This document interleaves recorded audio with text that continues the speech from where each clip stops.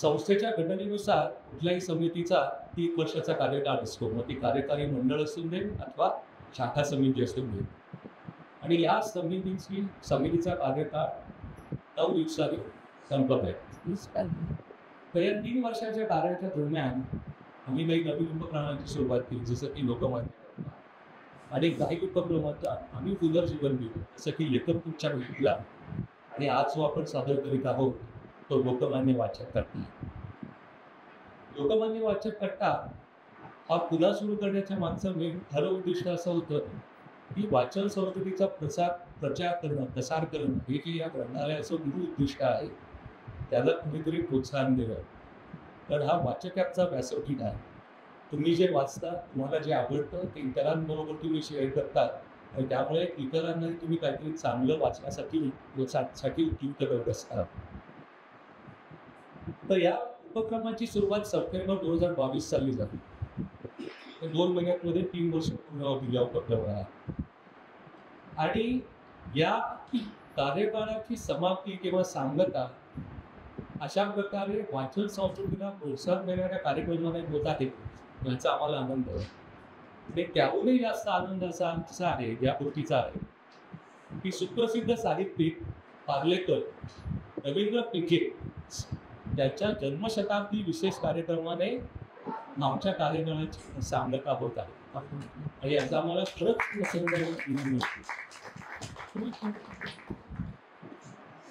रवींद्र पिंगे यांच्याबरोबर माझी 4-5 वेळेला भेट झाली. खरं भेट नाहीच, तो म्हणू शकतो. माझ्या मते रवींद्र पिंगे आकाशवाणीवरती कार्यरत होते आणि माझी आणि तिथे होणाऱ्या अनेक सांस्कृतिक कार्यक्रमांचं लिखाण करायचे. तर त्यावेळेला माझ्या मते टीफास्ट, डिलिव्हरी किंवा सूर्योदय शब्द वगैरे माहिती नव्हते, पण ते काम मी करायचो. आई लिखाण करायची, ते कागद त्यांच्या घरी म्हणून पोहोचायचे. आणि त्यामुळे माझी फक्त तोंडावर झाली जे गप्पा असं माझ्या त्यांच्याबरोबर बोललेल्या नव्हत्या. तसंच माझ्या आईने म्हणजे मंगल गोखले यांनी विवेक मासिकाच्या वतीने मराठी साहित्यिकांच्या वरती शिल्पकार महाराष्ट्राचे असा एक शब्दकोश किंवा विश्वकोश तशा प्रकारचं एक प्रकाशन केलं होतं. आणि त्या प्रकाशनामध्ये आईने रवींद्र पिंगे यांच्या जीवन चरित्रावरती आधारित लेख केलेलं आहे. म्हणजे त्याच्यावर माझ्या मते 1955 साली पाऊस साप्ताहिका युसुफ मेहरली, बरोबर, युसुफ मेहरली यांची व्यक्तिरेखा लिहून रवींद्र पिंगे यांनी त्यांच्या साहित्यिक कार्यकर्त्याला सुरुवात केली. आणि त्यानंतर त्यांचं असलेलं अचूक व्यक्तिनिरीक्षण आधारित व्यक्तिचित्रण आणि अत्यंत छोटेखानी रसा करण्यासाठी त्याचा प्रचंड संधी दिला. मला वाटतं की त्यांना भेटलो होतो, सतत त्यांच्या चेहऱ्यावरती प्रसन्न स्मिता असेल दिसायचं आणि तीच प्रसन्नता बहुतेक त्यांच्या लिखाणात उतरली असेल. तर रवींद्र पिंगे याच्या निवडक साहित्य कमिटीचा आनंद घेण्यासाठी आपण आज इथे सगळे जमलेलो आहोत. तेव्हा अधिक वेळ घेत नाही, आपण कार्यक्रमाला त्वरित सुरुवात करूया. धन्यवाद. सहजी पाय मोकळे करायला म्हणून जावं आणि अनपेक्षितपणे कोपऱ्यावरच्या वळणावरच आपल्या ग्रंथित सुदर्शनाने मन प्रसन्न करणारं एक धूपशुचिभूत पुस्तक, जणू सुगंधी फुलांचा चतुरंगी ताठवा आपल्या हाताशी लागावा तसं शतपावली नावाचं पुस्तक नुकतंच माझ्या हाती आहे. आता प्रख्यात साहित्यिक रवींद्र पिंगे यांच्या शतपावली या पुस्तकाची ओळख नांदी खरं तर त्यांच्या शैलीचं अनुकरण करूनच करून दिलेली आहे. ती आपल्या सगळ्या वाचकांच्या आणि श्रोत्यांच्या लक्षात आले असेलच. तर हे पिंग्यांचं जन्मशताब्दी वर्ष आहे आणि त्यानिमित्ताने त्यांच्या शतपावली या पुस्तकाविषयी मी काही बोलावं अशी इच्छा त्यांच्या सुविद्या कन्येने म्हणजे चित्राने व्यक्त केली, तेव्हा मला माझा तो बहुमानच झाल्यासारखा वाटला. कारण शतपावली हे पुस्तक पिंग्यांच्या साहित्यिक प्रवासातला एक मैलाची खूण, मैलाचा दगड म्हणून ओळखलं जातं. तेव्हा या पुस्तकाविषयी मला बोलायचं आहे. ही भावना खूप छान होती. 1974 साली हे पुस्तक प्रसिद्ध झालं आणि त्याच्या 3 आवृत्त्या निघाल्या. बरं, प्रकाशक सुद्धा अतिशय मातब्बर म्हणजे राजहंस प्रकाशक. आणि ह्या पुस्तकाचं म्हणजे हे पुस्तक त्यांनी आपल्या तीर्थरूपाला अर्पण केलेलं होतं आणि जण वडिलांचा आशीर्वाद लाभावा असं 1976 साली म्हणजे अवघ्या 1.5 ते 2 वर्षातच महाराष्ट्र राज्य शासनाचा ललित गद्याचा पहिला पुरस्कार या पुस्तकाला मिळाला. वाचकांच्या तो उड्या पडल्याच, परंतु समीक्षकांनी सुद्धा आवर्जून त्याची नोंद घेतली. अर्थात म्हणजे असत अव्वल ललित गद्य साहित्य कसं असावं याचा वस्तुपाठच पिंगे सरांनी शतपावली पुस्तकातून आढळून दिला. तर या पुस्तकाचं एक मुखपृष्ठ आहे जे आपण बघू शकता. त्याच्यावरचे सप्तरंगी पट्टे आणि शीर्षक हे या पुस्तकाचं स्वरूप आणि प्रारूप दोन्ही दाखवतात. त्याचं जे मनपृष्ठ आहे त्या मनपृष्ठावर दस्तूरबुद्ध लेखकाचा फोटो आहे. ते तोच गंभीर तटस्थ आणि आम्ही म्हणाला तसा मंदस्मित करणारा तो चेहरा, त्या चेहऱ्यावरचे डोळे मात्र विलक्षण बोलके आहेत. कारण त्या बोलक्या डोळ्यांमध्ये एक कुतूहल आहे विश्वाचं, नवे विश्व सदस्यांचं म्हणजे तुमच्या आमच्याचं माणसांचं. त्याचंच प्रतिबिंब शतपावली पुस्तकामध्ये पडलेलं दिसते. कारण त्याच्यामध्ये एकूण 21 व्यक्तिभेद त्यांनी घेतलेले आहेत. म्हणजे 60 ते 70च्या दशकामध्ये पिंग्यांनी जे वेळोवेळी लेख लिहिले त्या लेखांमधील एक माणूस नावाच्या त्यावेळेच्या एका दर्जेदार अंकामधून प्रसिद्ध होत गेले. तिथल्याच काही लिंग लेखांचं संकलन अतिशय नेटकेपणाने त्या पुस्तकामध्ये झालेलं तुम्हाला दिसून येईल.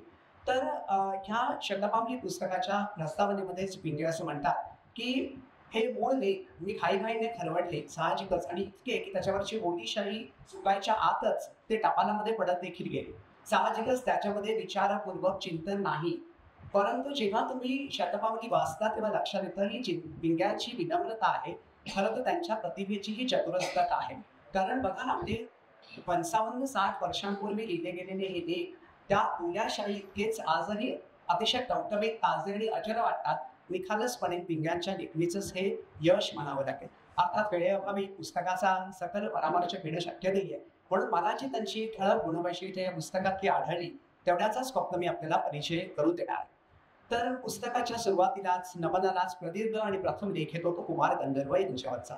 योगायोग असा की कुमारजींचं सुद्धा म्हणजे जन्मशताब्दी वर्ष हे नुकतंच सरलं आणि त्यावेळेला देवाशय त्यांच्या घरामध्ये पिंगे सर 3 दिवस वास्तव्याला होते.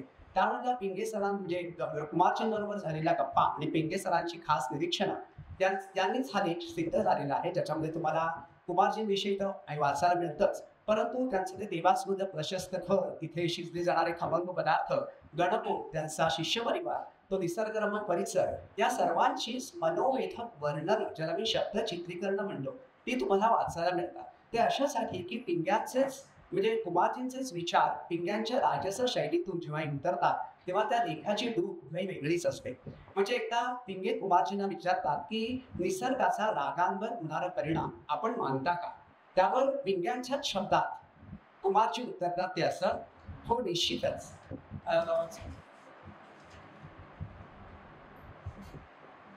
तेवढी सकाळीच बोलणार, म्हणजे त्यांची दीर्घपल्ली रचना आहे त्यामुळे ती लक्षात राहणं शक्य नाही, वाचायलाच पाहिजे.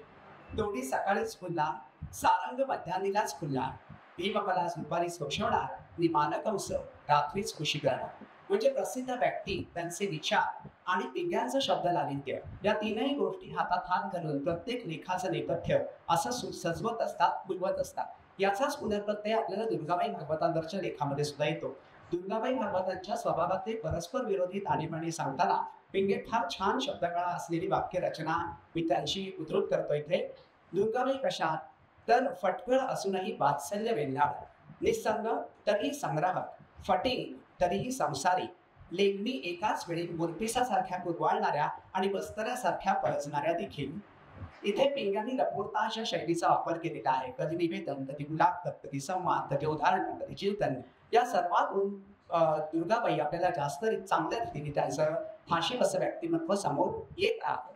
मला इथे गंमत अशी म्हणजे आठवते की दुर्गाबाईंबरोबर ऐसपैस गप्पा हे प्रतिभा रानडे यांनी पुस्तक फार नंतर लिहिलं. त्याचा संक्षिप्त प्रयोग पिंग्यांनी 60 वर्षांपूर्वीच करून ठेवला होता. ही बाब मला अतिशय कौतुकास्पद नोंदणीय वाटते. शतपावली पुस्तकाचं एक व्यवच्छेदक लक्षण असं की हा व्यक्तिरेखांचा आटोप फक्त 12 या संख्येपुरताच मर्यादित नाहीये, तर पिंग्यांनी त्यांची कळी अशी काही खुलवलेली आहे, त्यांना असं बोलतं केलेलं आहे की या व्यक्ती अन्य व्यक्तींबद्दलही बोलतात. त्यांची कला, त्यांचं साहित्य, त्यांनी समाजाला दिलेलं योगदान याविषयीची खरी माहिती ऐकून प्रत्येक लेख हा ऍडजस्ट झाल्यासारखा वाटतो. म्हणजे दुर्गाबाई आपल्या व्यक्तिगत आयुष्याविषयी बोलतानाच त्या डॉक्टर कितकर, थोरो किंवा कर्ल स्टाउस किंवा शंकराचार्य अशा विविध व्यक्तींचे तपशील देतात. तर जेव्हा तुम्ही वि. स. खांडेकरांवरचा लेख वाचायला जाता तेव्हा त्याच्यामध्ये इतरही म्हणजे आचार्य अत्रे आहेत, वेडेकर आहेत, या सर्व दिग्गज म्हणजे मंडळींची मांदियाळी या गप्पा टाकांना वर्णन त्याची वर्णी लावून जाते. मला काही वेळेला असं वाटतं मराठीत कॅलेडोस्कोपला काच कमळ बनवायचा एक छान शब्द आहे. आता काच कमळ त्यातून बदलत्या विलोरी नक्षींचे विभ्रम बघत राहावं, तसं या शतपावली पुस्तक म्हणजे तसा अनुभव शतपावली पुस्तक वाचताना आपल्याला येत राहतो. माझा स्वतःला व्यक्तिशः अत्यंत आवडलेली या पुस्तकातली गोष्ट अशी ती म्हणजे प्रत्येक व्यक्तीनुसार पिंग्यांनी आपला अनुरूप बाज ठेवलेला आहे. याचं उत्तम उदाहरण म्हणजे हंसाबाई वाडकरांवरचा अप्रतिम लेख, ज्याला ते पाणी जाळणाऱ्या बाईची कहाणी आणि त्यांच्या तारुण्याच्या दिवसांना उन्मादीन उपभोग पर्व असं संबोधतात. तरी सांगते ऐका या आत्मचरित्रामध्ये म्हणजे हंसाबाईंनी अनेक खळबळजनक घटना लिहिल्या. ते कुठेही पिंगे परत उद्धवत करत नाही, तर ते थेट हॉस्पिटलमध्येच बाईंना जाऊन भेटला जिथे त्या कॅन्सरवरच्या उपचारांसाठी दाखल झालेल्या होत्या. त्यानंतर त्या दोघांमध्ये जो वार्तालाप होतो त्यामधून एवढे तपशील आपल्याला मिळतात ते कुठेही सांगते ऐका पुस्तकामध्ये नोंदवते गेलेले नाहीये.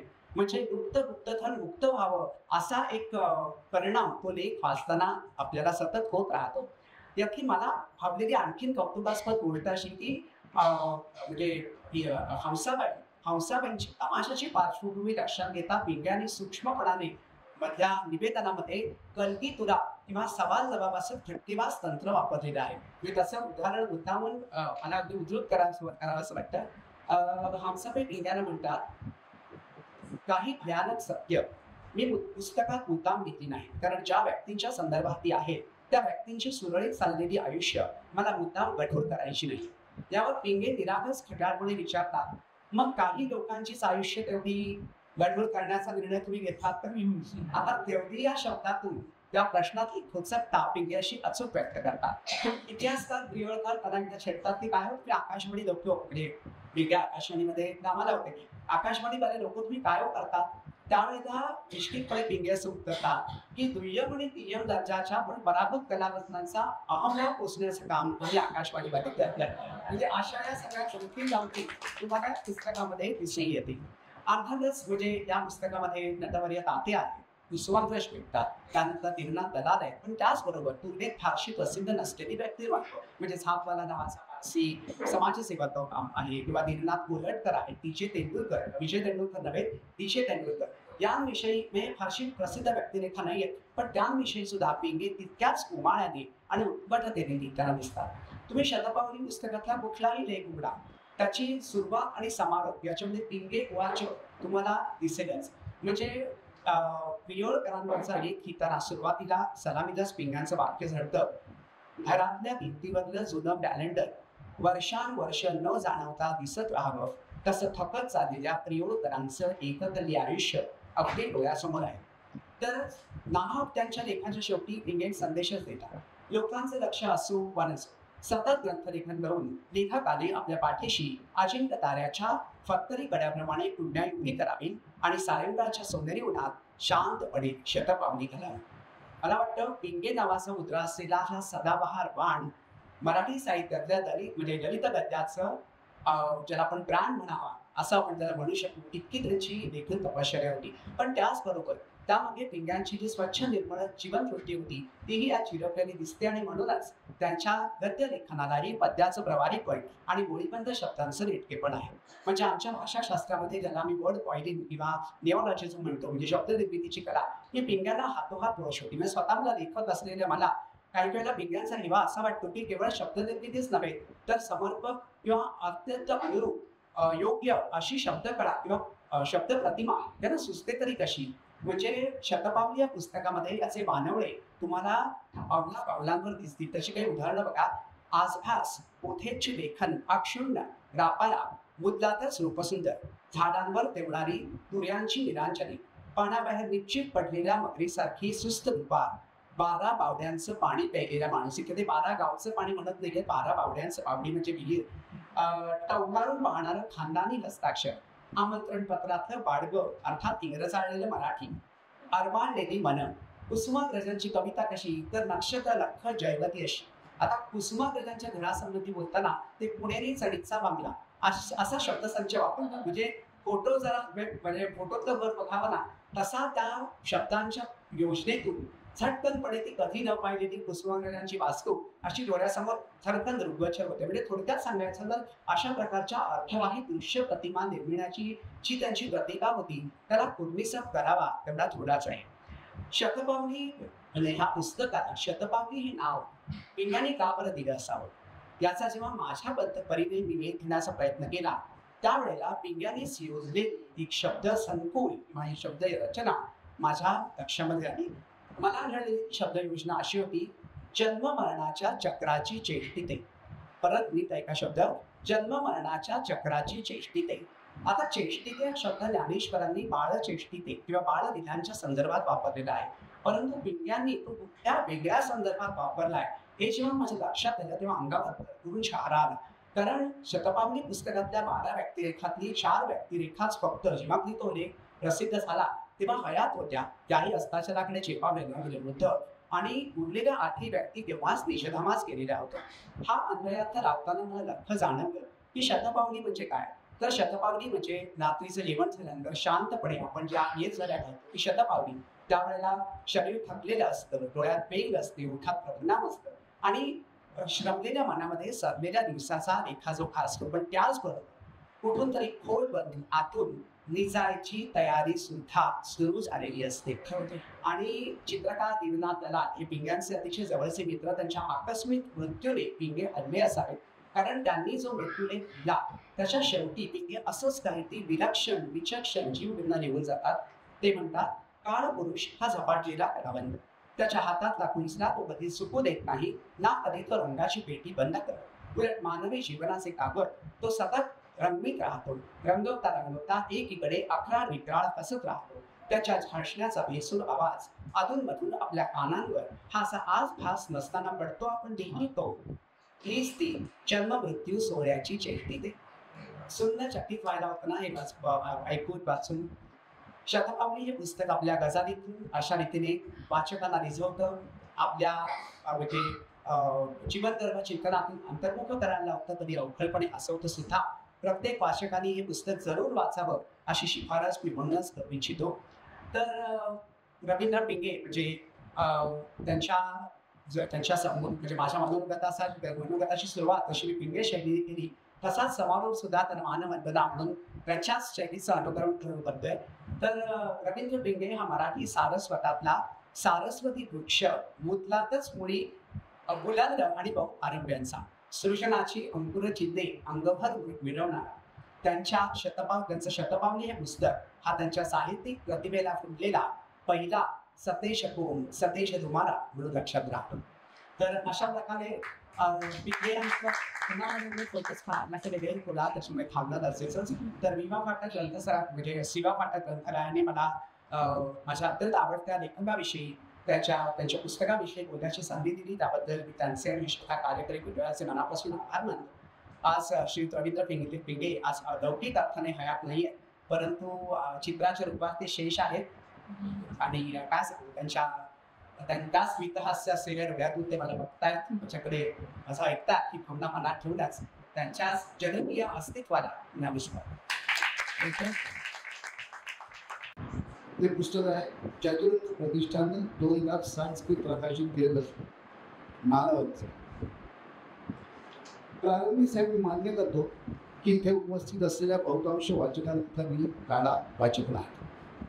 रवींद्र पिंगे यांची अनेक पुस्तकं मी वाचलेलीही नाही. मानवंदना हे पुस्तक एकदा गरज म्हणून वाचायला घेतलं आणि पिंग्यांच्या लेखावर मुद्द झालो, त्यांची शब्दता मावून गेली. त्याचं झालं असेल तारीख साल वर्षांचा हिशोब माझ्या लक्षात नाही. माझे दिवंगत प्रदीप भेडे यांचा संताप ठाण्यातील एका सामाजिक कार्यक्रमाला संशोधन करायचं नियोजन होतं. त्या संस्थेच्या अध्यक्षांचे बंधू माझ्या परिचयाचे होते. माझा प्रदीप पेढे यांच्याशी असलेला परिचय त्यांना ठाऊक होता. त्याने प्रदीप पेढे याला ते मानपत्र करायचे होते, त्याचं शब्दांतर करण्याची जबाबदारी माझ्यावर टाकली. मी थेट नकार न देता बंद करतो असं शब्द दिला आणि माझं वाक्य असं की पेढे यांचं हे पुस्तक याच ग्रंथालयात माझ्या नजरेला पडायचं. कोणतंही मानपत्र लिहिताना त्यात त्या व्यक्तीचं कर्तृत्व आणि जीवनसार व्यक्त व्हावं, लोकभावना व्यक्त व्हावी, व्यक्त व्हावी अशी अपेक्षा असते. शिवाय मानपत्राचा पाच आणि गांभीर्य जपलं जाणं हेही आवश्यक असतं. एकाच वेळी वाचकामध्ये आदर्श परिणामकारक वाटतं आणि त्याचबरोबर या वाचकांच्या अगदी अंतर्मनात पोरलं जाणं हे त्या मानपत्राचं यश असतं. श्री पिंगे यांची सर्वच मानपत्र या साऱ्या स्पर्शव्यांवर पावरणी कशी ठरतात. अशा अनुभवनीय हातदार मोहक शैलीतल्या सुमारे 39 मानपत्रांचा आज जिल्ह्यात मराठी भाषेतला बहुधा पहिलाच असतो. त्यातही तो एकाच व्यक्तीच्या हातून लिहिलेला असणं हे त्याहूनही विशेष वा दुर्मिळच. या संग्रहातील एकेका व्यक्तीचं पूर्ण चरित्र या एकेका मानपत्रात संकलित केलेलं आहे असं म्हटलं तर वावगं ठरणार नाही.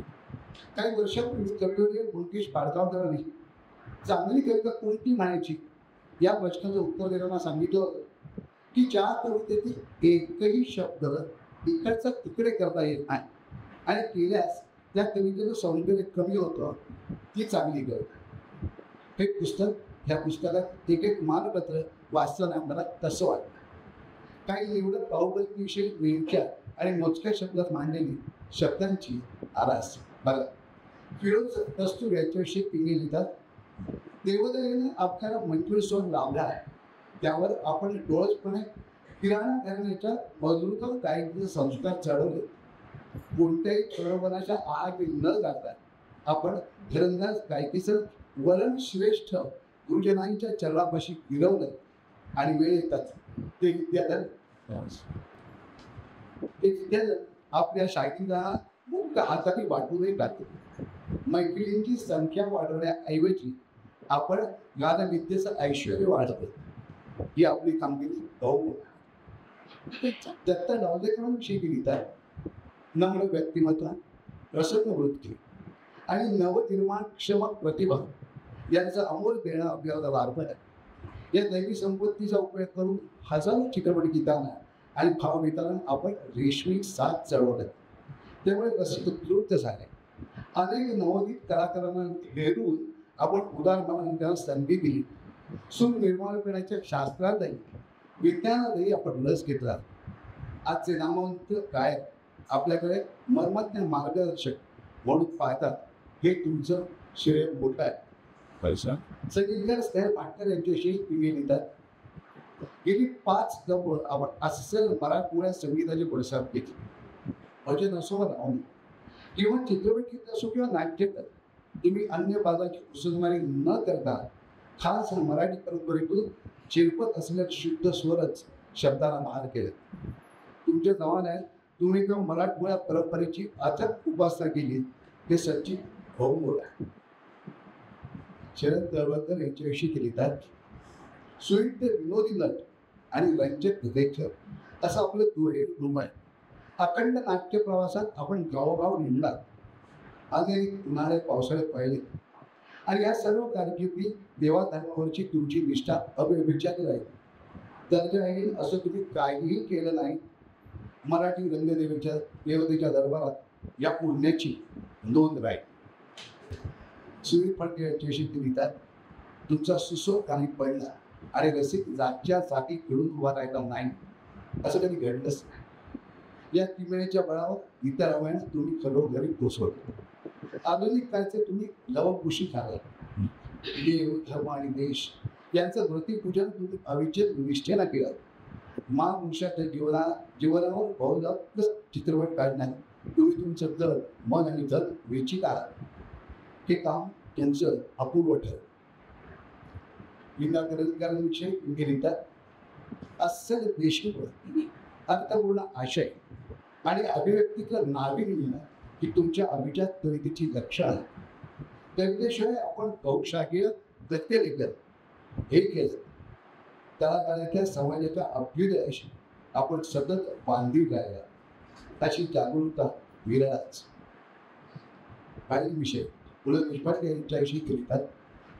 आव्हान वृत्तांचं उद्बोधन आणि रंजन करण्यासाठी तुम्ही तुमची लेखन वाणी आणि अभिनयात सतत वादन कला कारणी लावली. लेखक कलावंतांच्या पेशाला तुम्ही इज्जत आणली आणि अपूर्व अशी दानगंगा वाहती करून तुम्ही उच्च दर्जाचा आदर्श काम केलं. अशा विभूतीमुळे आम्ही काय नम्र. मित्रांनो, आपण आजवर लिहिलेल्या मानवपत्र लेखनाविषयी त्यातल्या उमाळ्याविषयी आणि घातर ऐवजा विषयी रवींद्र पिंगे यांना स्वतःलाच जे वाटतं ते त्यांच्या अक्षरात मानवंदना पुस्तकात वाचकाला वाचायला मिळतं. ते लिहितात, चासोंदला कोणीतरी विचारलं का की बाईनं तू टक्क का होतेस? मोगरीच्या विंगा विचारतं का काय तू का गमगमतेस? चासोंद पडणारच आणि मोगरीचा सुगंध दरवळलाच ना. कारण तो त्यांचा जन्मजात मेंढा, तो त्याचा प्राण आहे. सभोवतीच्या पर्यावरणाचाही त्यांच्यावर अनुकूल परिणाम होतो. माझ्या मानवपत्र लेखनाची तीच जातून आहे. मी थोडासा फक्त बिलगी आहे, विरू तर आहेच की मी समोरच्याचा गौरव करण्याकडे माझ्या मनाचा तर जास्त त्रुटीमुळे स्पष्ट दिसतात, पण मी पुढे जातो. मुलांची वाहवा करण्यात मला समाधान लाभतं. योगायोगच म्हणजे निराकार यज्ञ मला लोकोत्तर लोकांसमोर व्यक्तीसमोर उभं केलं की एवढी डोळे ठेवलं हारेल. आचार्य काकासाहेब कालेकर, कुमार गंधर्व, जयंत नारायणकर, आजी पेटारकर आणि पु ल देशपांडे केवळ सत्पात्यांनाच मी त्यांच्याशी हस्तांदोलन हिंदुकुश केलं. त्यांच्या पायापाशी बसवपणाने काहीतरी तत्कालीन निमित्त घडली आणि मी लेखणी सरसावले.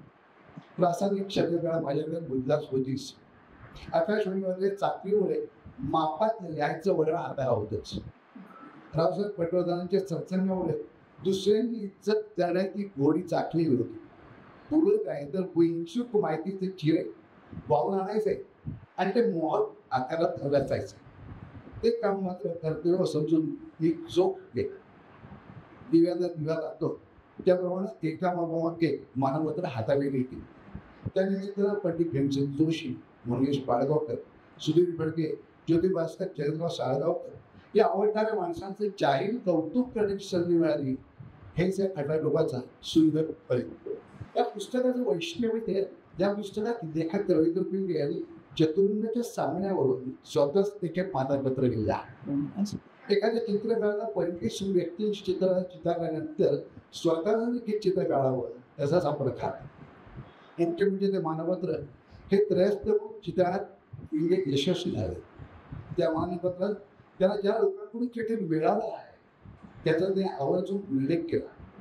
हे मानपत्र स्वतःच वाचावं असं त्याचं देखणं आहे. त्या मानपत्रात ते शेवटच्या लिहितात, पिंगे एका मध्यमवर्गीय धोपटमागे आयुष्यात आणखी ते काय हवं असतं. तुम्ही नेहमी जातीटोपणा टाळी देता की त्याचा पश्चाताप करावा असं माझ्या आयुष्यात काहीही नाही.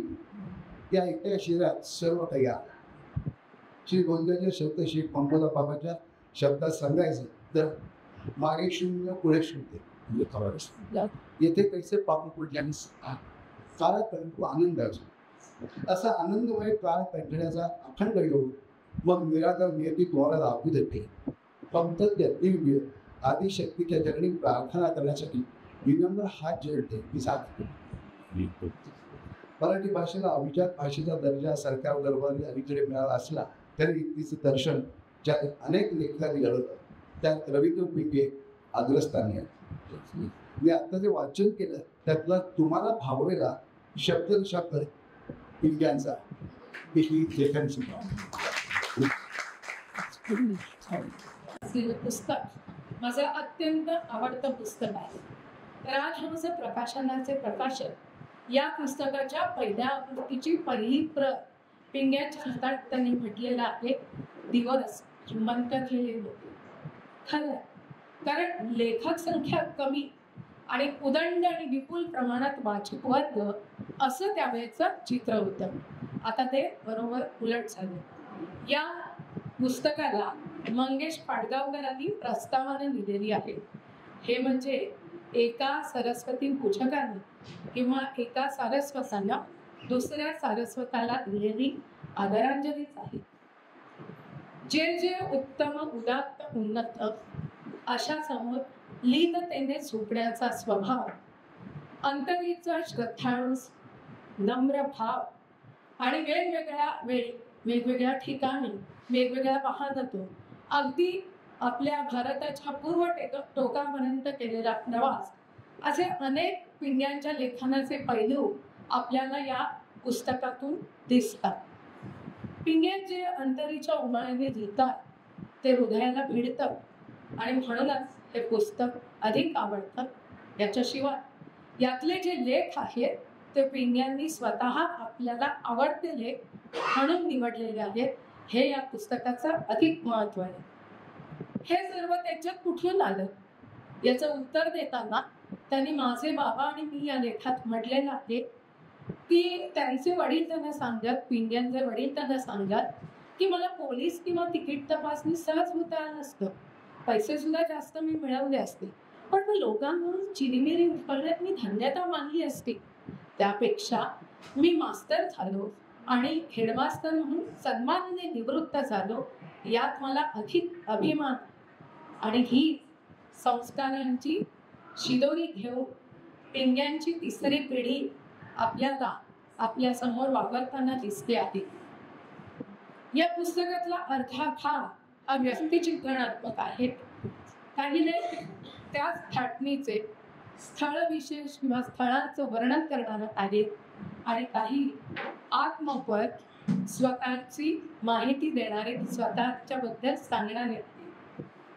उदाहरणार्थ कुमार गंधर्वांच्या देवास घरातील त्यांचा जो रहिवास आहे तो म्हणजे वाचताना आपणही त्या टेकडीच्या कड्यावर उभे आहोत आणि ढगातून आपणही तरंगत जात आहोत असा फील आपल्याला येतो.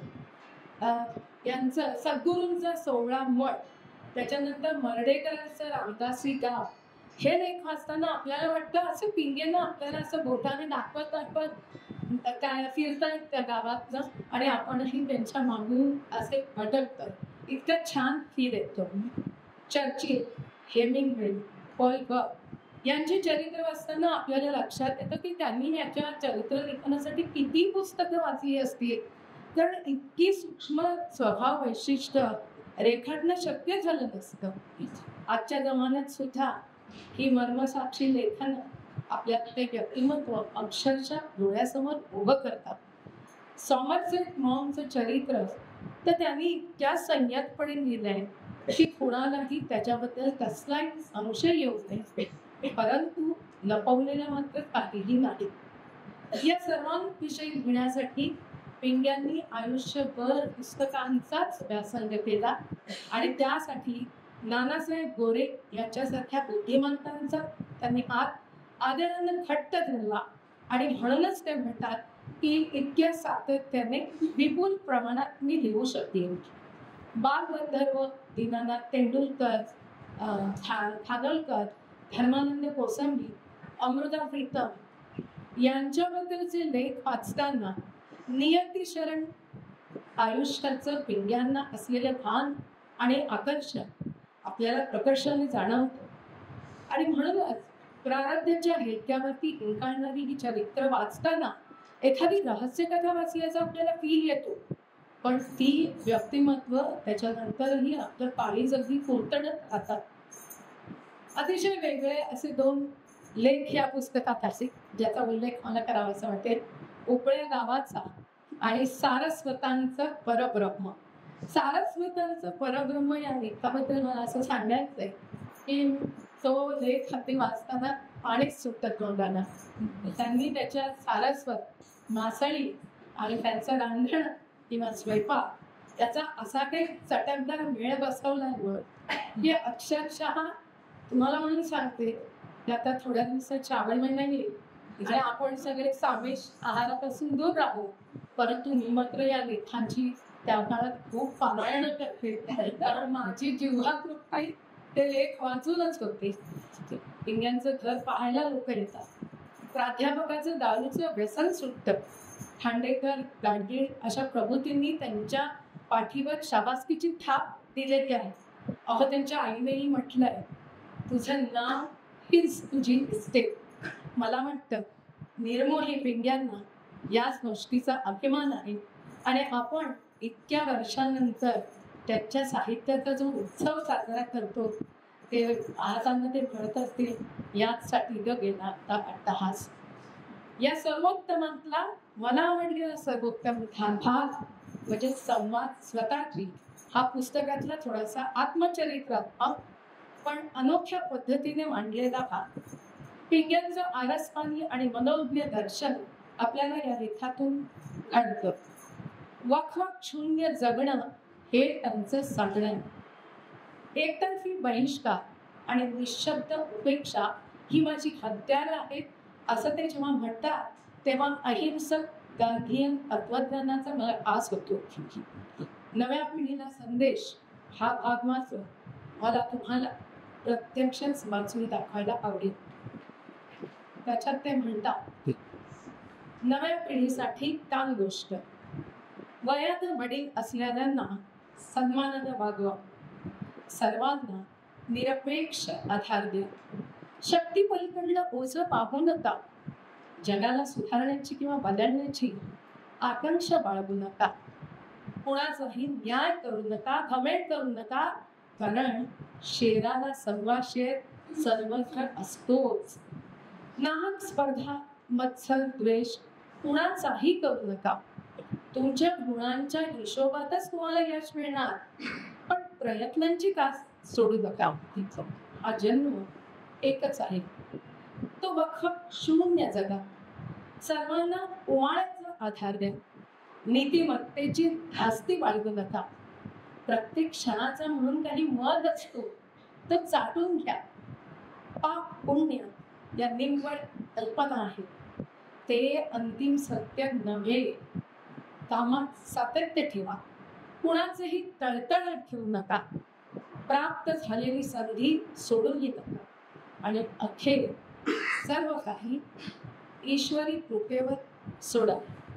महामारीच्या काळात माझे आकाशवाणीचे मित्र डॉक्टर गजेंद्र यांनी मला हॉस्पिटलमध्ये 23 पुस्तकं पिंग्यांची पाठवली आणि अक्षरशः लेखनाच्या त्या निर्माण झाल्याने, घरातल्या त्या अमृताने मी रोगमुक्त झाले. असे लेखक आपल्या पाल्यात होऊन गेले. त्यांची मुलगी आणि सूर याचा आनंददायी सहवास अनेकदा लागतो. आणि शिवाय लोकमान्य सेवा संघाच्या या सेवा पाठक ग्रंथ संग्रहालयाने मला तुमच्या समोर पिंग्यांच्या पुस्तकाची ओळख करायला केली, याबद्दल मी शतशः कृतज्ञ आहे. धन्यवाद. आज रवींद्र पिंगे यांचे परशुरामाची सावली या कादंबरीबद्दल बोलायला मी आलो. ही कादंबरी पिंगेची पहिली कादंबरी 1967 साली प्रकाशन झालं. याचं वैशिष्ट्य म्हणजे या पहिल्या कादंबरीलाच पार्लेट शाळेच्या माजी विद्यार्थ्याचं प्रस्तावना आहे. आपले सगळ्यांचे लाडके व्यक्तिमत्व पु ल देशपांडे आणि त्यांची प्रस्तावना ही थोडाफार मुद्दा वाचून दाखवतो. इकडून तिकडे आणि तिकडून इकडे राहणाऱ्या स्वार्थ, लोभ, त्याग, ध्येय अशा असंख्य द्वंद्वात आणि त्या द्वंद्वातून निर्माण होणाऱ्या कोट्यावधी स्वभावांच्या माणसांचा मानवी जीवन नामक खेळ असतो. कोकणातल्या राजापूर जवळच्या चिंबावीकर मंडळींचा हा खेळ परशुरामाच्या सावलीत पिंग्यांनी मांडला आहे. ही कादंबरी साधारण 10 वर्ष म्हणजे स्वातंत्र्यपूर्व 10 वर्ष ते नागरी हत्या या काळात घडते. चिंबावी हे रत्नागिरी जिल्ह्यातलं राजापूर जवळचं एक गाव. कादंबरीची मध्यवर्ती व्यक्तिरेखा म्हणजे काका बर्वे आणि ही कहाणी काका बर्व्यांच्या मनात एक कोकणाच्या परशुरामाच्या भूमीला चांगलं करावं, नांदतं करावं, नकाशावर मानाचं स्थान द्यावं. जवळ बहुतांशी आपले सगळेच आपण कोकणाशी संबंधित असतो. आपल्यालाही तेच वाटतं. फक्त आपण जसे मुंबईत राहतो. काका बर्व्यांनी वेगळा निर्णय घेतला. पुण्यात काका बर्व्यांनी मुंबई सोडली. ते मुद्दामून चिंबाव्यात राहायला गेले उतार वयात नोकरीसोबत त्यांनी तो निर्णय घेतला की तिथे जाऊन तिथल्या लोकांची बोली काय वेगळं करता येईल आणि इथे अजून उद्योग काही करता येतील का, इथे विनत घेता येईल का, इथल्या बागा फुलवता येतील का, अशा दृष्टीने काकाबरोबरनी तो निर्णय घेतला. दुर्दैवाने त्यांना चिंबाबू सोडायला लागलं. त्यांना तिथून दुसऱ्या जवळच्या वस्तीत बस्तान मांडावं लागलं आणि सरतेशेवटी तिथून जीवावर उदार होऊन परत मुंबई गाठावी लागली. म्हणजे एका बाजूला स्वातंत्र्यपूर्व काळातला एक ब्राह्मण मुद्दाम मुंबई सोडून कोकणात येऊन बसतो आणि स्वातंत्र्य मिळाल्यावर गांधी हत्येच्या पार्श्वभूमीवर उसळलेल्या ब्राह्मण विरोधी भावनेमध्ये चोरट्या पावलांनी परत मुंबईकडे येतो. ही कादंबरी मुख्यत्वे 3 घटनांच्या आधाराने पुढे जाते आणि पिंग्याने अतिशय सुंदर आणि सहजतेने या तिन्ही प्रशांतांची गुंफण घातली आहे. त्यामुळे पुस्तक छोटं आहे, 117 पानांचं 20 पानांचं पुस्तक आहे, पण ते मला वाटतं अमतासात आपण सलग वाचत जातो, थांबू शकत नाही अशा प्रकारचं ती पुस्तक आहे. सुरुवात नेहमीप्रमाणे पिंग्यांची शैलीनी आहे की चिंबावीचा जो परिसर आहे सगळा, तिथे बापूंची घाटी आहे, वडुलांची झाडं आहे, तिथे हारलेली पिंपळाच्या झाडांनी हारलेली खाडी आहे. पण ही घाटी मात्र कुठल्या तरी एका जुन्या साहेबाने मंत्रून घेतली, त्यामुळे घाटी कधी कोणाला पाहत नाही असा गावकऱ्यांचा विश्वास आहे. मग याच नारळ उतरवणारी टीव्ही बघतेण आपल्याला भेटते, गावचा वाणी भेटतो, बाबीशेठ पुरस्कर हा हिंदुत्ववादी आहे, वाटुलकर मामा भेटतात, तलाठी भेटतात, अहमद मास्तर तांबे भेटतात आणि सरतेशेवटी बरेच काका भेटला. रणजीवांचे गाव टाव म्हणतात, गावच्या गप्पा होत असतात, हे आपल्यापासून बेसिकली रुटीन चालू असतात. आणि एक बातमी येते की नारायण पाकड इथल्या देवधरणीची गाय हरवली. मग गाय कशी हरवली, इथे असेल तिथे असेल अशी चर्चा होती. तेवढ्यात मग ताईचं टिकू म्हणतो ती बहुतेक कोणीतरी कापली असावी. बातमी येते तेव्हा मोहम्मद मास्तर आणि इतर सगळी मंडळी एकत्र असतात. मग बाबीशेठ मोहम्मद मास्तरांवर आरोप करतो, तुमच्या लोकांनी आमची गाय कापली. मोहम्मद मास्तर हा गरीब स्वभावाचा शिक्षक, तो म्हणतो अहो असं कशासाठी आम्ही करू, आपण गेले की ती पिढ्या इथं एकत्र राहतोय, आपण हे करायची काही गरज नाही, गाय इथंच असेल शोधूया. पण ते हळूहळू वाढत जातं. मास्तर प्रकरण वाढू नये म्हणून समजावायला बघतात.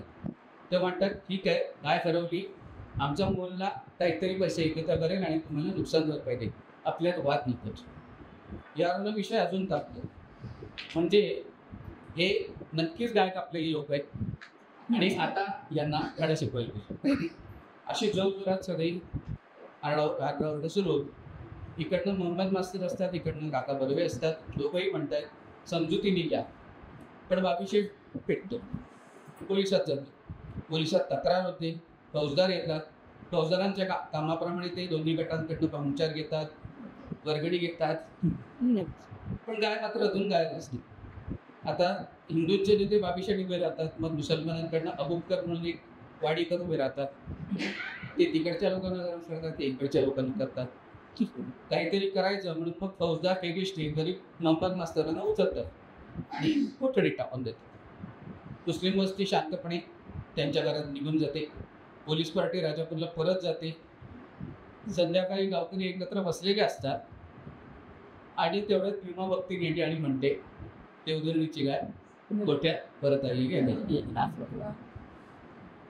आता सांगण्यासारखं आहे का, काही पिंग्याने मांडलेला मुद्दा तो आहे की ज्या प्रकारे अफवा पसरत जाते आणि ज्या प्रकारे सर्वसामान्य माणसं जी आपण म्हणजे हे 67 सालचं आहे, पण काळ घेतलाय 100-1 वर्षापूर्वीचा ऑलमोस्ट किंवा 80-80 वर्षापूर्वीचा, तर तो आजही तसाच मला वाटतं आपण सगळेच बघतोय. आता मग भाग 2 पण सुरुवातला तो हा की गाय परत आहे, मग मुस्लिम गट जागा नाही. आता अचानक अबुबकर शेठ जो असतो तो वाडीकर असतो, मोठ्या बागा असतो, तो म्हणतो या देशावर 800 वर्ष मुस्लिमांची सत्ता होती, हा सगळा देश आमचा होता आणि तुम्ही आमचे खालचे नागरिक होते, त्यामुळे आम्ही सांगू तसं तुम्ही ऐकायचं. तो मोहल्ला गोळा करतो आणि सांगतो की हा आपला अपमान झालाय, आपल्यावर संशय घेतलाय, आपण इथे राज्य करतोय, त्यामुळे याचा आपण बदला घ्यायचा. अबुबकर काका बर्व्यांना काढतो की तुम्ही नेते आहात, हे गाव तुम्ही सोडायचं तुमच्या लोकांना घेऊन, हे गाव आमचं, हा देश आमचा. आता हिंदू एक येतात म्हणतात की आम्ही करणार नाही, आम्ही इथं राहिलो, तुम्ही इथे राहिले. आपल्या 10 पिढ्या गेल्या. अबुलकर शेख दणके घेतलेली माणसं घेऊन येतो, हिंदूंना घाबरवतो. हिंदू साधी लोक असतात, काम करणारी छोटे मोठे, ते घाबरतात. ठीक आहे म्हणतात, आपलं आपलं सामान गुरं घेतात आणि राजापूरकडे असलेल्या दस्तुरीवाडीला निघून जातात. मग ते रिकामं झालेलं चिंबाव गाव अबुलकर आणि त्याची वस्ती खाते. आता काय पुढे असा प्रश्न येतो. मग एक 8 वर्ष मंत्री गेलेली साधारण दाखवले. चिंबाव सोडून दस्तुरीवाडीला आता आपला हिंदू गट येऊन स्थायिक झालाय. त्याला एक 8 वर्ष झाले. एवढ्या काळात दुसरं महायुद्ध झालं, हिटलर मेला, इंग्रजांना म्हणून आपला देश स्वतंत्र झाला. या सगळ्यामध्ये काकाबरोबर पुढाकार घेऊन सगळ्या लोकांना एकत्र येऊन दस्तुरीला वाडी बसवतात. अजूनही कोकण सुधारावं, इथल्या तरुणांनी इथं थांबावं असं ते म्हणतच असतात. पण देश बदलत असतो. स्वातंत्र्यानंतरच्या काळातल्या ज्या धार्मिक दंगली देशभर घडल्या ती जग राजापूरला पोचते. काकाबरोबरनं कळतं की बंगाल प्रांतात हिंदूंवर अत्याचार होतात आणि त्यासाठी दस्तुरीवाडीच्या लोकांनी एकत्र येऊन निधी जमवा असं ते सुचवतात. पण आता दस्तुरीवाडीतली ही पिढी बदललेली असते. नंतर म्हणणं असतं त्यांचं ते बघते, आपलं आपण बघूया. तुम्हाला रिकाम्या उद्योग आणि तुम्ही सुचवताय. आणि या ह्याच्यातनं एक त्याला वेगळी हवा अशी येते की सगळे त्याला विरोध करता करता मुळात गावात ब्राह्मण हवाच कशाला इथपर्यंत लोक पोचतात. ह्याच वेळेला हे सगळं चालू असताना मग काका बर्वे मूळच्या चिंबावी गावात जातात. इथल्या मुस्लिमांना पेटून त्यांना सांगूया की आपली मूळ घरं परत आहे, म्हणजे मग सगळी लोक ऐकतील आणि आपण हा निधी गोळा करतो. या सदिच्छेने हे सगळं चाललेलं असतं. तर तो विरोध करणारे लोक परत परस्पर मुस्लिमांना भेटतात. त्यांना सांगतात तुमचं तुम्ही बघा, आमचं आम्ही बघतो. शेवटी काका बर्वे हे एकटे पडतात. हे सगळं होत असताना काका बर्वेंना त्रास देणं सुरू होतो. त्यांच्या घरावर दगड येण्यास सुरू होतो आणि एक दिवस बातमी येते की गांधीजींची हत्या झाली. सर्वप्रथम मला वाटतं बऱ्याच जणांनी आपण ऐकलेली आहे की हत्या करणारा मुस्लिम होता अशी काय चर्चा होती. पण सगळी शेवटी ब्राह्मणानं गांधीजींना मारलं हे येतं. आणि ते येतं म्हटल्यावर मग देशावर ब्राह्मणांच्या घरांना आगी लावायला सुरुवात होते. ते गावबत असते. मग काकांना लक्षात येतं की आपली या गावात आता संपत आली.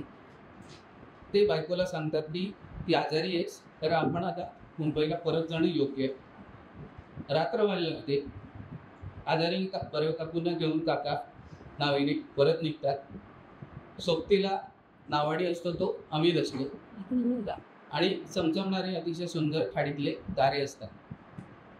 खाली ओलांडताना काकांना म्हणतात श्रीरामाला वनवासाला अशीच शरयू ओलांडावी लागली असेल ना. काका म्हणतात अहो कुठेच रामाचं वैभव आणि कुठे आपण. एकच साम्य आहे, तुझ्यात सीतेचे गुण आहेत आणि मला कधीच अंतर दिलं नाहीस. यावर गेली 10 वर्ष अनिच्छेने कोकणात राहिली. काकूंच्या चेहऱ्यावर प्रशस्तीपत्रक मिळाल्याचा आनंद आपल्याला दिसतो आणि ती कादंबरी संपते. कादंबरी वाचताना अनेक गोष्टी अशा लक्षात येतात. म्हणजे फुलांच्या भाषेत परत मी जीवनातल्या बऱ्या वाईटाचे पाणी नाकात तोंडात जात असताना कधी ते फेकत तर कधी ते गिळत जगणाऱ्या या माणसांची ही कथा अतिशय सुरेख रीतीने पिंग्यांनी सांगितली. मला दिसतं त्याप्रमाणे त्यांच्या पाहण्यातल्या रूढी असतील, अंधश्रद्धा, कोकणातल्या वस्तीतलं शैलीदार वर्णन चित्रण. पण या गोष्टी ते हिंदूही तसेच आहेत आणि मुसलमानही साधारण तसेच आहेत. म्हणजे अतिशय सुंदर जो निसर्ग आहे जो आपण बघतो तो बघायची काही फारशी त्यांना तशी पडलेली नसते. त्यांना आपल्या कौटुंबिक किंवा वैयक्तिक स्वार्थासाठी धर्म रूढी अल्लाह जे काय असेल त्याचा सोयीस्कर आधार घेता येतो. गटाप्रमाणे आपापली जरी भाषा बदलत असली तरी मी शेवटी सगळ्यांची स्वार्थाची भाषा असते जी पिंग्यांनी फार सुंदर पद्धतीने मांडली. म्हणजे मुस्लिम बेसिकली जी पुराणी पद्धतीची किंवा जी म्हटली जाते फार छान पद्धतीने त्यांनी मांडली आहे. पण ह्या सगळ्यातनं आपल्याला समोर येते तो प्रत्येकाचा स्वार्थ असतो आणि जो युनिव्हर्सल म्हणता येईल तसाच तो असतो. त्यामुळे मतलब सगळीकडे सारखाच.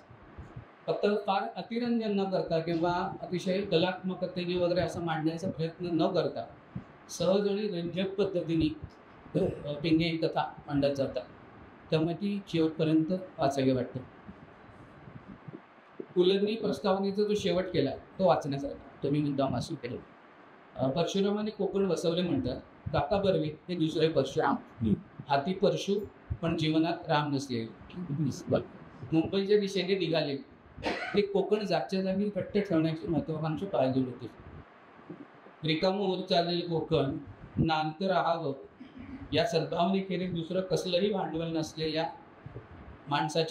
माणसाला नियतीने महत्वाकांक्षा पोटात धरून कोकणात आणले. पण परिस्थितीने त्यालाही मुंबईच्या वाटेला लावलं. हा तो दुष्ट नियतीचा खेळ.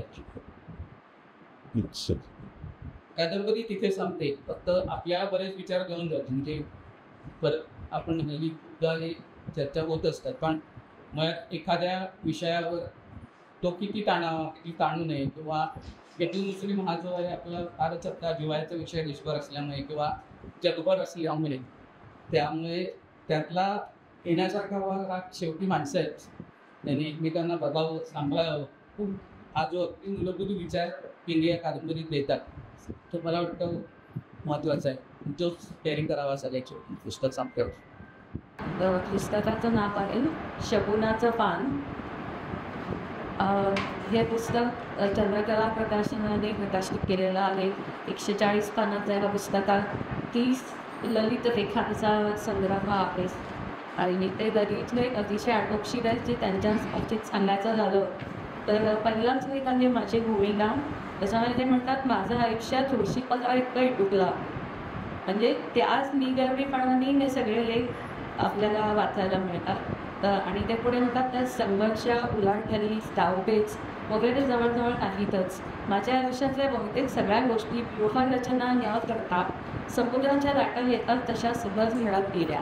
माझ्याकडे मी लिहिण केलं, वाचक मिळत गेलेच, साहित्य वाचक लाभलेले वाचक टिकले, त्यांना समाधान द्या.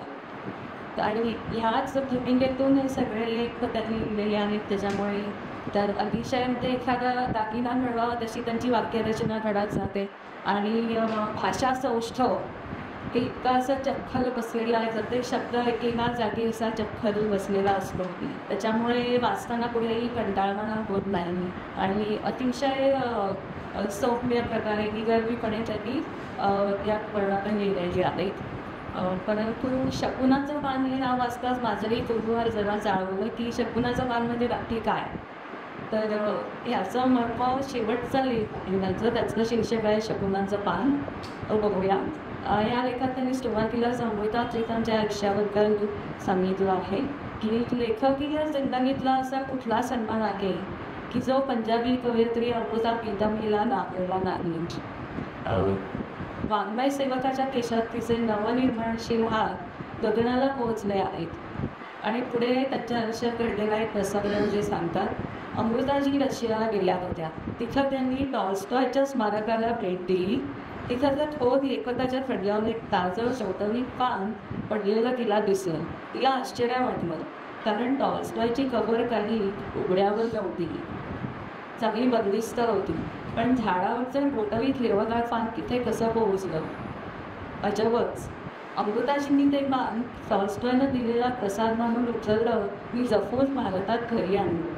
शकुनाचं पान म्हणून तिनं ते जतन केलं. मला प्रश्न पडला की दिगंत कीर्ती प्राप्त झालेल्या अमृता प्रीतमला आता शकुन कशासाठी हवा आहे? ऐहिकला तर तिला कुठलाच नको असतात, पण टॉल्स्टॉयसारख्या महामानवासमोर उभं राहिल्यावर त्याच्या कृपा गिरणाची आपल्यावर फरसाद हो, असं भाषा सौष्ठव एक त्यांचं आहे की उभा राहिला तर त्याच्या कृपा किरणाची आपल्यावर वरसाद हो, अशी सहज सुंदर नैसर्गिक भावना तिच्या मनात अंकुरित झाली असणार. आणि पुढे एक आनंदीचा प्रसंग ते सांगतायत. आनंदीला ज्ञानदेवांची समाधी आहे. मंदिर बंदिस्त आहे. तिथे सर्वांना मुक्त प्रवेश आहे आणि यात्रा वर्षभर सुरू असते. मंदिराच्या बाहेर एक पिंपळाचं जुनं झाड आहे. जुना म्हणजे किती जुना? ज्ञानदेवांच्या काळापासून ते उभंच आहे. 800 वर्ष त्याला ऊन पाऊस अंगावर झेलेला आहे. त्या झाडाला अजान वृक्ष संबोधतात. त्या झाडाच्या खाली आणि आजूबाजूला हिरवळीचा गालीचा आहे, तिथे अनेक भक्त ज्ञानदेवीचा मुखपठार करीत बसलेले असतात. त्या अजान वृक्षाची कधीमधी सुटी सुटी पिकलेली पानं अलगद गळून पडतात. तो निसर्गक्रमच आहे. त्या गळून पडलेल्या पानांवर ते पाठक छेद घालतात की ते पान आपल्या ग्रंथात नीट जपून ठेवतात. त्यांच्या मते ते प्रसादाचं किंवा शकुनाचं पान असतं. परंतु खरं शकुनाचं पान याविषयी ते पुढे सांगतात. गोव्यातल्या कुठल्याही मंदिरात गेलात तरी गावातल्या पूजेची फुलपत्री भक्तांना मिळतेच, पण मर्जींच्या हस्ते मिळालेला तो देवतेचा प्रसाद असतो. शकुनाचं पान ही अगदीच वेगळी वस्तू आहे. आता पुन्हा अजून शेवटपर्यंत कुतूहल असतं की नक्की काय शकुनाचं पान म्हणजे काय नक्की. तर शकुनाचं पान ही अगदीच वेगळी वस्तू आहे. ती कुणाच्या हस्ते मध्यस्थीने मिळत नाही, ती स्वतंत्रपणे लावावी लागते.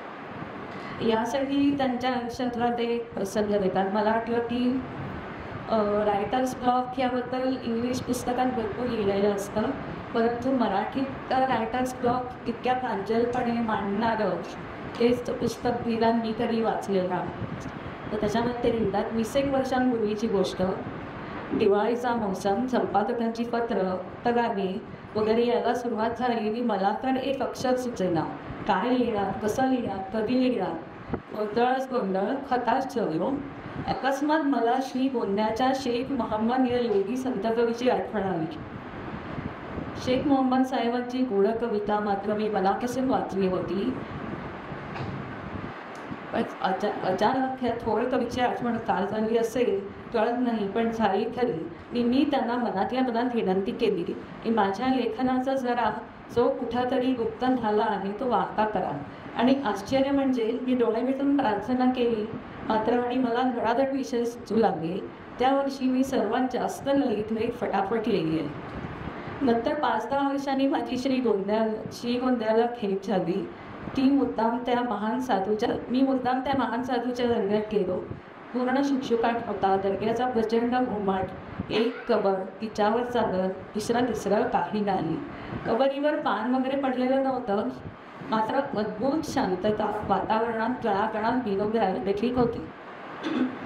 ती आदिम शांतता मला काही वर्षांपूर्वी प्रार्थना करताना जाणवली होती. तेच माझ्या पुत्र शकुनाचं पान. ही अंधश्रद्धा बिलकुल नव्हे, एखादा प्रत्ययाला येणारं हे अतिमीय वास्तव आहे. मात्र ते अद्भुत तो त्याचा अनुभव सरसकट सर्वांना येईल नाही. तर आपण पण असे अनेक स्मारकं बघायला जातो, अनेक ठिकाणी पर्यटनासाठी जातो, परंतु असे अलौकिक अनुभव आपल्याला येत नाहीत. केवळ म्हणजे आपली प्रार्थना कमी पडते, कधी आपली म्हणजे काय म्हणतात त्याला उपासना कमी पडते. आणि त्यासाठी मात्र म्हणजे या पुस्तकावरून आपल्याला ती सुद्धा एक दृष्टी मिळते की पुन्हा कधी आपण एखादी स्मारकाला गेलो पण अशा वेळेला हे पुस्तक आपल्याला नक्की दाखवेल. आणि त्यासाठी हे पुस्तक जरूर वाचा. हे इंग्लिशमध्ये ज्याला आपण सिरेंडिपिटी म्हणतो की अचानक एखादी चांगली गोष्ट घडणं किंवा एखादी चांगली गोष्ट घडणार आहे त्याची सूचना मिळणं, पूर्वसूचना मिळणं किंवा मूळ कोमिक म्हणतात, तसं हे पुस्तक आहे. आणि त्याचे सर्व लेख सकारात्मक आहे आणि तुम्हाला सकारात्मक ऊर्जा देणारे आहे. त्याच्यामुळे मला पण हे पुस्तक खूप आवडलं. आणि त्यांच्या संपूर्ण साहित्य संपदेबद्दल संवर्धनची बोललेली आहात आणि त्याबद्दल बोलायचं झालं तर मला तरी असं वाटेल की गुलजार साहेब म्हणतात तसं ते की कुची टाळी आणि पंक्ती कटू आहे त्याची म्हणजे अजून माझी उपासना कमी पडत असेल असे अलौकिक अनुभव आहे. क्रिकेटची माझी चांगली ओळख होती, ऐकली होती. पहिला जो प्रसंग घडला तो आकाशवाणीवर होते, ते सगळ्या माहिती आहे. आकाशवाणीवर मला वाटतं 4 वर्षात साहित्य संवर्धन नावाचा एक कार्यक्रम की त्यातून एक भाग आहे. तर एकदा त्यांनी मला त्या कार्यक्रमासाठी आमंत्रित केलं. मी कविता वाचन केलं आणि मंदाकिनी गोपटे तर तुम्हाला माहिती नसली तुम्ही आले की का त्यानंतर त्यांनी कथावाचक केलं होतं तो पहिला प्रसंग. आणि मी एका दिवसामध्ये रेडिओ स्टार झालो. कदाचित मला असे की नवीन वाटेल, पण मी ज्या ठिकाणी नोकरी करतो मुंबई डेव्हलपमेंटमध्ये, त्यात आपले छोटेसे पत्रक होतात. त्या पत्रकामध्ये मी रेडिओ कार्यक्रम केला, त्याची बातमी द्या आमच्या संपादकांनी दिली, फोटोसही दिली आणि अनेक लोकांनी माझं कौतुक केलं. आपण आता व्हिडिओचं आपण एवढं कौतुक राहिलेलं नाही आहे, पण त्यावेळेला खूप कौतुक होतं. आता दूरदर्शन वगैरे आपल्याला माहिती आहे. पहिली आमची पहिली भेट त्यांनी की ओळख नसताना मला तेव्हा तो कार्यक्रम दिला होता. त्याच्यानंतर माझं जेव्हा पहिलं पुस्तक आलं सुद्धा आता 40-45 वर्ष झाली, 80 साली, त्यावेळेला ते वक्ता म्हणून तिथे आले होते. रागे दिवशी पाहत होते. ते बोलले खूप काही चांगलं बोलले असं नाही, पण त्यांनी खूप टीकात्मक सूर लावला होता. पण एक मी नवीन लेखक होतो आणि त्याला एक प्रोत्साहन द्यावं असं काही माझे दिसून आलं. तुम्ही म्हणजे ठीक आहे की त्यांना जे वाटलं त्या सांगितलं, काही हरकत नाही.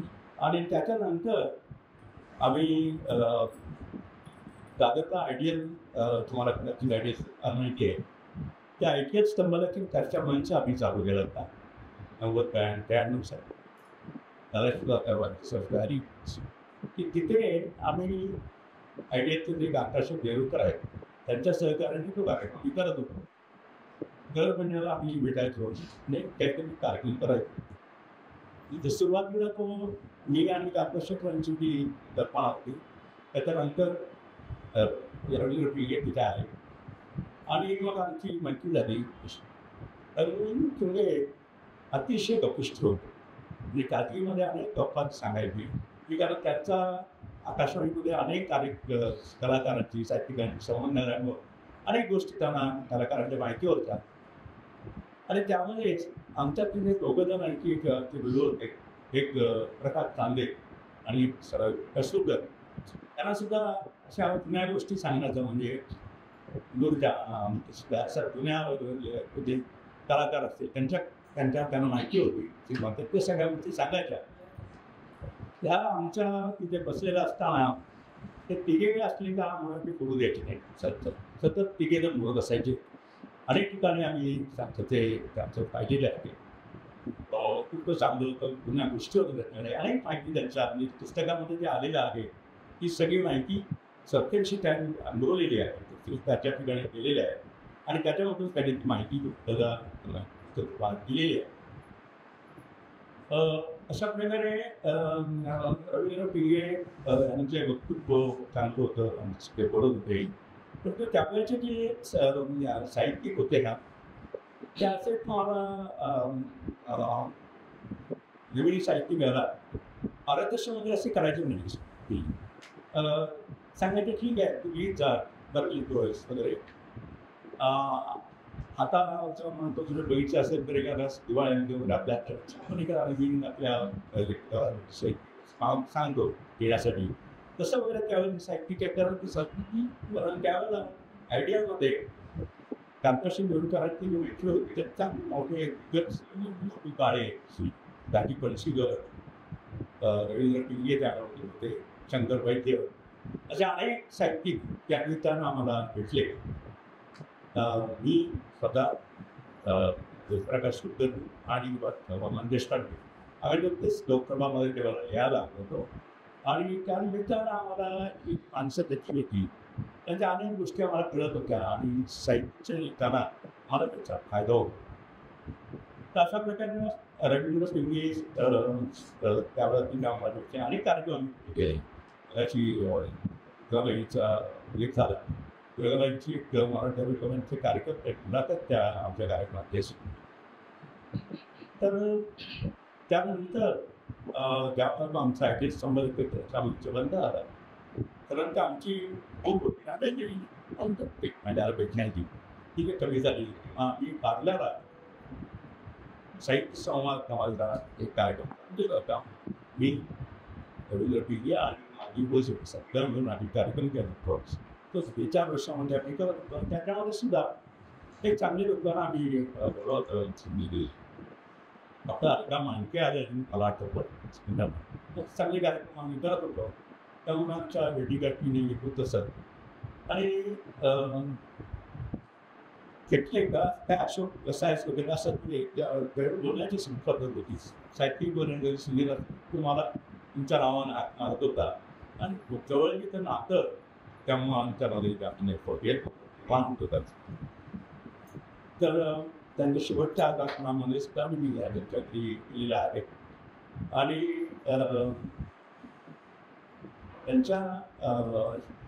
त्यांनी माझ्यावर जे काही त्यांच्या सवासामध्ये होती का संगीता तर त्यांनी माझ्यावर काही संस्कार केले चांगले गोष्टी सांगितल्या. त्यावेळेला आम्ही हिंबरनारायण साहित्य सिनेमामध्ये काम करतो आणि एका शर्टीचा आकृतीचं नावाचं पुस्तक त्यावेळेला काढत त्याच्यानंतर एक त्यांनी त्याला घेतला तो त्याच्यामध्ये तो अडक पुस्तक राहायचं तर त्यावर त्यांचा विचार झाला होता. आता तो दिला कधी जाऊ तिथं आहे राईट आणि त्यांच्यानंतर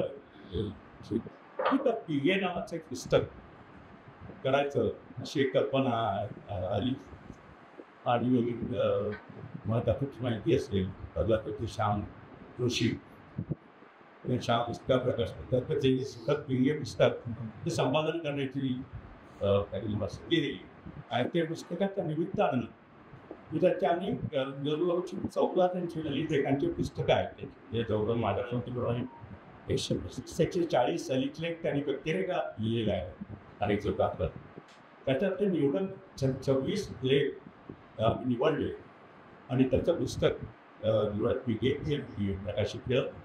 तर ते मला त्याच्या निमित्तानं परत मला काही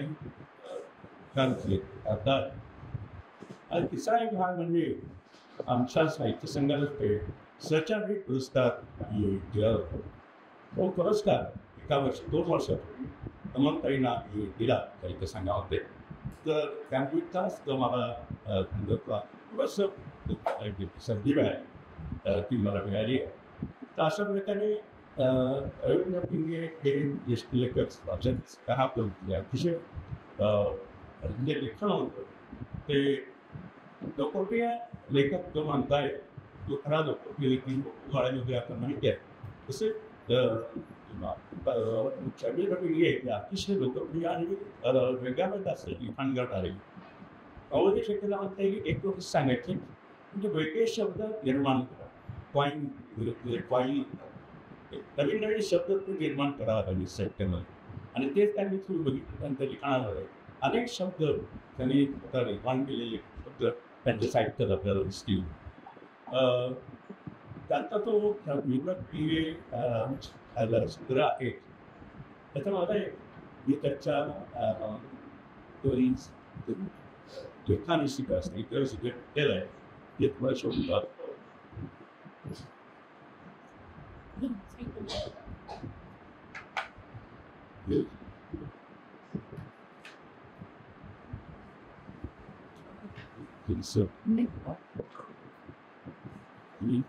रवींद्र पिंगे यांनी साकारलेल्या रेखा वाचताना एक गोष्ट लक्षात येते आणि ती म्हणजे पिंगे त्या व्यक्तीचा केवळ चरित्रपट वाचकास निवडत नाही तर त्या व्यक्तीची स्वभाववैशिष्ट्य त्यांचे गुणदोष लघुती बोलणे त्यांना सांगायचे आहे आणि त्यातून तो माणूस पण कसा होता त्याची व्यक्त काय हे समोर आणायचं आहे.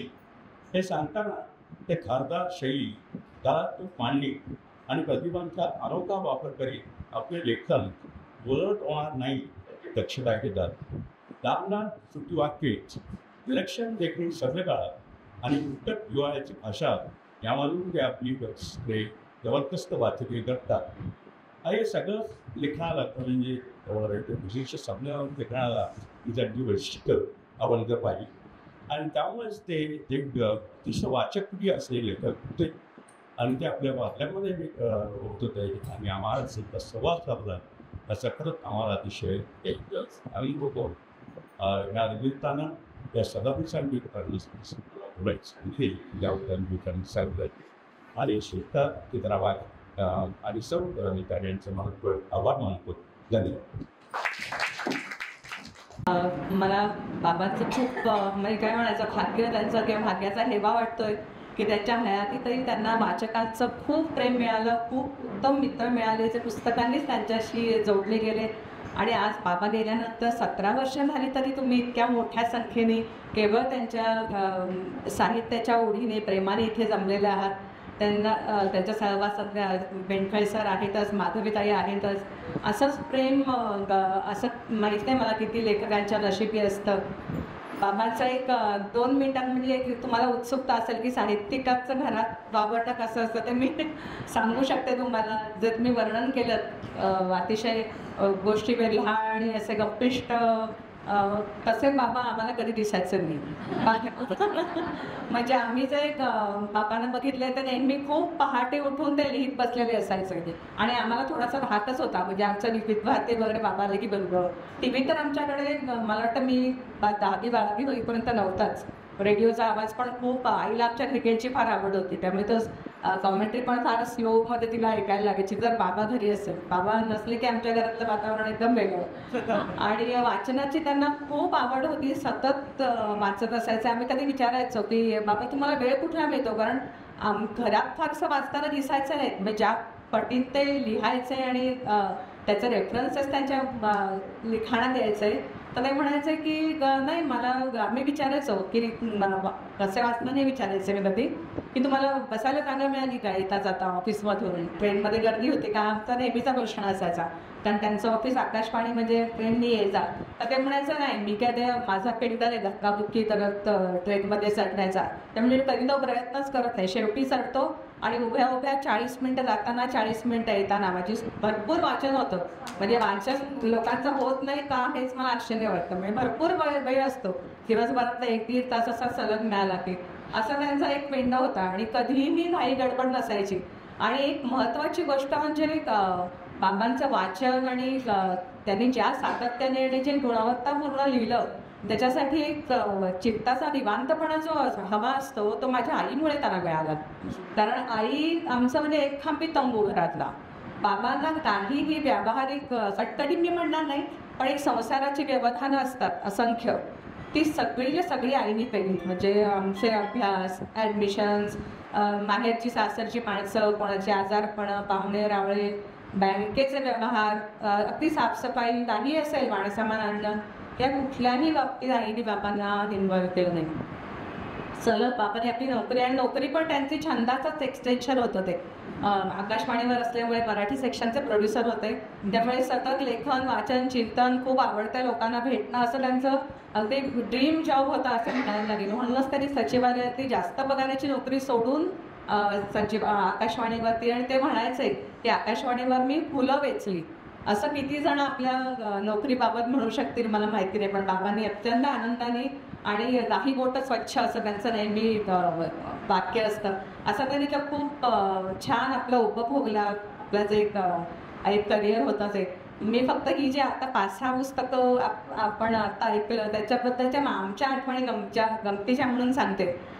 तुम्ही जे परशुरामाची सावली ते आमच्या जन्माच्या आधीचं पुस्तक, त्यामुळे ते म्हणजे घरात आमच्या सतत पुस्तकं खूप म्हणजे मोठं बाबांचं एक बुकशेल्फ होतं आणि त्याच्यासमोर ते सकाळी लिहित बसलेले असायचे आणि घरात सुद्धा जिकडे तिकडे पुस्तकं. त्यामुळे आम्हाला अशी ना म्हणजे मला तरी असं सलग वाचायची सवयच नव्हती. थोडे हे 4 पानं वाच, तिकडे 2 लेख वाच, असं काहीतरी करून आम्ही तर बाबांची पुस्तकं त्याच्यातून निसटायचे बऱ्याचदा. आणि जी आमच्या डोळ्यासमोर प्रकाशित झाली ती आम्ही नवीन आलं की कौतुकाने त्याचं अगदी वाच घेणं. आणि तेव्हा प्रकाशन समारंभ असे काही फारसे व्हायचे नाही, पण ते बाबा अगदी कौतुकाने पेढे घेऊन यायचे आणि पुस्तकाची कॉपी आणायचं. मग आम्ही त्यातली काही लेख असे आवडीने वाचायचं आणि मग परत ते बाजूला व्हायचं कारण दुसरं काहीतरी समोर हातात यायचं. तर परशुरामाची सावली मला इतकी खंत वाटते की अलीकडे आम्ही ते पुस्तक सलग वाचलं आणि मला असं वाटतं की बाबांनी कादंबरी लिहायला हवी होती. इतकं टोकदार आणि थोडक्यात कादंबरीत कुठेही पालना नसताना आणि ती सगळी भाषा वाचताना आमच्या कोकणातलं जे मुसलमान बंदर म्हणून एक वस्ती आहे जिकडे मुसलमानच्या त्यांची बोली आणि तो सगळा तो परिसर आम्हाला तेव्हाचा आठवला असं सांगता येईल मला. शतपावलीबद्दल तू इतकं सुंदर बोललास आशुतोष. शतपावलीची आठवण म्हणजे आम्ही पहिली दुसरी मला वाटतं मी सांगू होतो तेव्हा त्याला ते बक्षीस मिळालं होतं. मग ती पहिली खूण की आम्हाला जाणवलं आमचे बाबा कोणतरी वेगळे आहेत. वेगळे आम्हाला वाटायचे कारण इतरांच्या घरात एकही पुस्तक दिसायचं नाही, म्हणजे त्या पुस्तकात कुठलेले बाबा तर नाहीच नाही, पण त्यामुळे आम्हाला तेव्हा कळलं की हे काहीतरी वेगळं करतात आणि त्याच्यासाठी त्यांचं नाव होतंय. कारण बाबांचा एक टीव्हीवर कार्यक्रम पण तेव्हा झालेला. कधी जेव्हा लोक रांगा लावून टीव्ही एखाद्याच्या घरी असला की बघायचं ना, तेव्हा आमच्या बाबांचा झालेला कार्यक्रम आणि आम्ही दोघं जण आमची कुमार आम्ही तेव्हा बागोल्याला राहायचो, तर प्रत्येक घरी आम्ही ते वाक्य पाठ करून ठेवलेलं. आमच्या बाबांच्या पुस्तकाला राज्य शासनाचा पुरस्कार मिळाला आहे शतपावली, आणि फेटे आम्ही त्या सगळ्या घरांमध्ये दिले होते शतपावलीच्या बक्षिसात होते. खूप मला लक्षात आहे. तर तुम्ही मानवंदनाबद्दल बोललात, तुम्ही सर्वोत्तम बद्दल बोललीस, तो तर अगदी आमच्या सगळ्यांच्या स्मरणातला दिवस आहे त्याचा प्रकाशनाचा. कारण बाबांचा सहस्त्र पूर्ण चंद्रदर्शन सोहळा चतुरंगाने आयोजित केला होता आणि बाबांचं ते दैवत किशोरी आंबेडकरांच्या हस्ते त्याचं प्रकाशन झालं होतं. तेव्हा ही 2 पुस्तकं तुम्ही म्हणालात तसं मानवंदना म्हणजे अफलातून पुस्तक आहे. पण जेव्हा आपल्याला कधीतरी ते गाईडलाईन्स आहेत तुम्हाला मानपत्र लिहायचं असेल, पण ते इतकं सुपिरियर आहे की त्याच्यातलं तुम्ही एखादं वाक्य नाही उचलू शकत. ती उचलली गेली जमत नाही. मग आपल्या गोदडीला सिल्कचा एक पॅचल आपल्या सगळं दिसेल, कारण ते नंतर ते भाषेचं वजन आपल्याला वेगळंच आहे. त्यामुळे वाचायला छान आहे, ते बंद करायचं आणि मग आपल्या बुद्धीने लिहू शकतो. त्याच्या मानवंदनाच्या सर्वोत्तम बद्दलच्या खूप आठवणी आहेत. ते परतचं आत्मचरित्रात्मक त्याच्यात आहेत. माझ्या आजी आजोबांचा आम्हाला खूप सहवास मिळाला, खूप प्रेमळ आणि असे आपले गोष्टी सांगणारे असतातच असे आमचे आजी आजोबा होते. त्यांचे खूप उल्लेख सर्वोत्तममध्ये आहेत. आमच्या घरी येणारी जाणारी माणसांचे पण उल्लेख आहेत. त्यामुळे ते सर्वोत्तम एकदम आवडीचंच पुस्तक आहे अनेकांप्रमाणे माझ्याही. आणि आमचं ते राजापूरजवळ कोपळे गाव आहे, त्याचं माझ्या आजोबांना खूप प्रेम होतं. ते बाबांमध्ये आलं आणि बाबांनी आमच्यापर्यंत माझ्या सगळ्याच भावंडांमध्ये, आमच्या सगळ्या भावंडांमध्ये ते इतकं रुजलेलं प्रेम आहे की ते मला संचितच वाटतं की आमच्या अख्ख्या कुटुंबामध्ये ते आपल्या मूळ गावाचं प्रेम बाबांनी अति रुजत ठेवलं आहे. तुम्ही जे शकुनाचं पान वाचलं, त्या शकुनाच्या पानामध्ये त्या पुस्तकामध्ये एक ललित लेख आहे, माझा बहुकोळी ग्रंथसंग्रह. ते तर आम्ही अगदी बघितलंय, म्हणजे बाबांचा किती जीव होता आणि हजारो पुस्तकं रस्त्यावरती जे अगदी आता फारसे दिसत नाहीत, पण सेकंड हँड पुस्तकांचं जे मार्केट होतं तिथून तर बाबांची कवरं सगळ्याचीच आहेत. वाटेत थांबून ते पुस्तकं वाचत आणि असं भरपूर कलेक्शन त्यांचं होतं. त्यातला बराचसा त्यांच्या घरातीतच त्यांनी ग्रंथसखा जे लायब्ररीचं तुम्ही बोललात श्याम जोशींना, त्यांना हां ग्रंथसखा बदलापूरला श्याम जोशी नावाचे त्याची चळवळच आहे, म्हणजे ते लायब्ररी अशी नाही आहे, चळवळ आहे वाचकांची. तर तिथे बाबांनी त्यांची बरीचशी पुस्तकं डोनेट केली होती आणि म्हणजे त्यांच्या हयातीतच बाबांची आमच्या गिरगावात म्हणजे आजी जिकडे राहायची तिकडे पण अशी हजारो पुस्तकं आणि त्यांना ती जीवावर यायचं. म्हणजे तो ग्रंथसंग्रहातली मजा ती आम्ही त्यांच्या सगळ्या बघितलेली आहे आणि त्यांनी लिहिलेलं पण आहे की मी पुस्तकं वाचतो म्हणून मी लिहू शकलो. हे वाचनाचं त्यांना प्रचंड महत्त्व होतं, प्रेम होतं. ते एक म्हणजे पुस्तकांशिवाय तडफड होईल असं त्यांचं व्यक्तिमत्व होतं. त्यांनी प्रत्येक वेळी लिहिलंय की पुस्तकं मला स्फूर्ती देतात, पुस्तकांनी मला लिहिता ठेवलंय आणि ते जिकडे तिकडे आपल्याला जाणवतं. आजचा जमाना असा आहे की लिहिणारे खूप आणि वाचणारे कमी आहेत. तेव्हा म्हणजे लेखकाच्या दृष्टीने तर बाबांनी अनेकदा खूप चांगल्या गोष्टी सांगितल्यात की अनेक अनुभव तुम्ही वाचा, भरपूर प्रवास करा, सर्व स्तरातल्या लोकांशी बोला आणि ते आपल्या शब्दात आपल्या शैलीत मांडा. ही ललित लेखनाचं बीज बाबाने बरेचदा सांगितलंय. पण मला असं वाटतं की ज्याला स्फूर्ती मिळेल त्यांनी ते लिहायचं तेव्हा लिहावं. पण माझ्यासारख्या वाचकांना आपल्याला बाबाने एक सांगून ठेवलंय की सुमार लेखक होण्यापेक्षा तुम्ही उत्तम वाचक व्हा. तर मला वाटतं आपल्या ग्रंथालयाने त्याचा कार्यक्रम आयोजन करावं हे फार मोठं आहे. कारण बाबांचं ग्रंथालय सगळी जडणघडण अगदी शाळेपासून गिरगावातलं जे मुंबई मराठी ग्रंथसंग्रहालय होतं ते, नंतर विल्सन कॉलेजचं त्यांचं ग्रंथसंग्रहालय, दादर सार्वजनिक वाचनालय किंवा एशियाटिक ब्रिटिश काउन्सिल ही त्यांची म्हणजे अगदी दर महिन्यात दर आठवड्याला जाण्याचे ठिकाणं. तर ग्रंथसंग्रहालयावर अफाट प्रेम. तर अशा ग्रंथसंग्रहालयाने या कार्यक्रमाचं आयोजन करावं हे आमच्या दृष्टीने खूप महत्त्वाचं आहे. तर मला वाटतं आपण बाबांचा ही एक छोटी गोष्ट लक्षात ठेवूया की आपण सगळ्यांना उत्तम वाचक होऊया. बाबांचंच नाही, आजही खूप थोडी असतील पण चांगलं लिहिणारी माणसं आहेत, त्याचा पण वाचूया. बाबांसारख्या अनेक दिग्गज साहित्यिकांना तीच खरी श्रद्धांजली ठरेल. धन्यवाद. सगळ्यांचे मोठ्या संशय उपस्थित आहे. मला माझं बरंच काही सांगावं असं वाटतं, पण आपल्याकडे वेळ कमी आहे, 6 वाजत आलेच. तेव्हा तुम्ही सगळेजण प्रेमापोटी आलात आमच्या सांगण्यावरून, त्याबद्दल तुम्हा सर्वांचेही मनपूर्वक आभार. आपण पत्रकार, लेखक, वाचक, साहित्यिक अशा सगळ्यांनी जी मानवंदना दिली ती खरोखरच अप्रतिम आहे. म्हणजे काय वाचावं आणि कशा पद्धतीने वाचावं हे आम्हाला कळलं. आम्ही वाचक असलो तरी अजूनही तेवढे लेखक झालेले नाही आणि लेखकाची तेवढी ही नाही. कारण त्या लेखकाकडे माधवी नाईकचं आता 100 पुस्तक झालं तेव्हा आम्हाला कळलं की 101 पुस्तक लिहिताना, 2 पुस्तकं लिहिताना मला एकदम दडपण आलं. 100 पुस्तकं म्हणजे किती, कसं, काय लिहिलेलं असेल तरी, आणि प्रत्येक ह्याच्यात वेगळा विषय. आणि आमच्या सांगायचं म्हणजे की साहित्यिक गप्पांना आपण जे बघतोय ते या वाचककट्ट्यांनी आपल्याला जाणून दिलं. म्हणून मी ग्रंथसंग्रहाचे खरोखरच आभार करते की नाही आता तो आहे म्हणून नाही, पण ही सगळी जी टीम आहे ना ती सातत्याने एखादी गोष्ट चालू ठेवणं आणि चांगले विचार करून पुढे जायचं हे मला खरंच भावलेलं आहे. आणि संदर्भ जुने असले तरी ते आपलेसे वाटतात त्यांच्या लेखनात. रवींद्र पेंची जी टेक त्यांनी सांगितलं की आणि ह्यांनी आपल्याला जिवंत ठेवलेलं आहे अशा लेखकांनी. आणि चित्राचे वडीलच आहेत म्हणून चित्रावरती अभिमान असं वाटतं. खरंच. आणि शब्द कसे असावेत, विचारधारणेचा पाया कसा असावा आणि विचारवंत आणि प्रगल्भ व्यक्तिमत्व प्रत्येकाची कशी निरीक्षण शक्तीने पुढे गेली पाहिजे हे महत्त्वाचं आहे.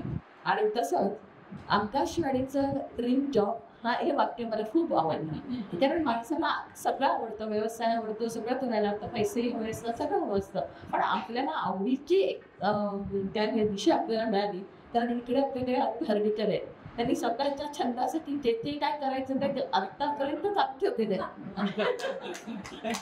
आहे. आता पुस्तकांच्याशी सांगायचं म्हणजे वास्तवशीर परशुरामाची सावली आणि शतकवारीची ती जरा अप्रतिम होती. मानवता या पाश्चात्य सौंदर्य प्रत्येकाचं निरीक्षण करून प्रत्येकाचे स्वभाव वैशिष्ट्य आणणं हे लेखकाला खरंच कठीण असतं असं म्हणायचं की, पण तो एक तुमचा विचाराचा हे असतो, स्रोत असतो, त्याच्याशिवाय होत नाही. आणि सर्वोत्तम म्हणजे जवळीक म्हणजे अप्रतिम वाटली मला ते.